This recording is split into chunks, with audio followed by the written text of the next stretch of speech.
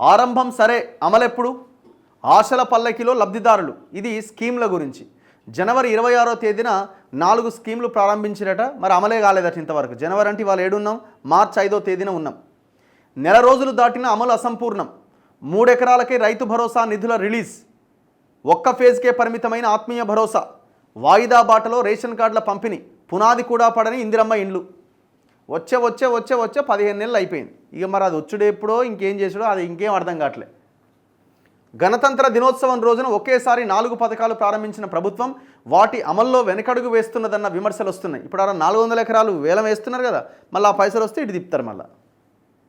ఇంకంతకు మించి అవకాశం లేదు. ఇక విపక్షాల నుంచి విమర్శలు ఎలా ఉన్నా లబ్ధిదారుల్లో మాత్రం అసంతృప్తి నివురుగప్పిన నిప్పులా ఉన్నది. రైతు భరోసా డబ్బుల కోసం రైతులు మొబైల్ ఫోన్లు దగ్గర పెట్టుకొని SMS కోసం ఎదురు చూస్తున్నారు. కొత్త రేషన్ కార్డుకు దరఖాస్తు చేసుకున్న వారి పరిస్థితి కూడా ఇదే. ఇందిరమ్మ ఇండ్లకు టోకెన్ పద్ధతిలో లబ్ధిదారుల ఎంపిక మొదలైన ఆర్థిక సహాయం ఎందరికి అందుతుందో తెలియని అయోమయ పరిస్థితి.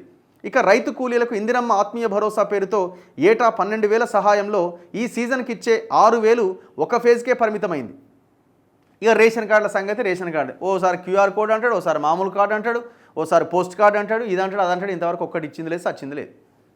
అందుకే గ్రౌండ్లో విపరీతమైన వ్యతిరేకత స్టార్ట్ అయింది.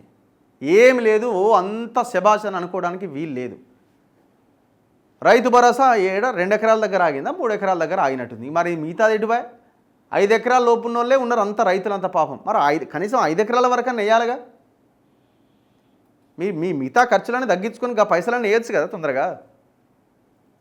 అదైతలేదు, ఇదైతలేదు, ఏదైతలేదు.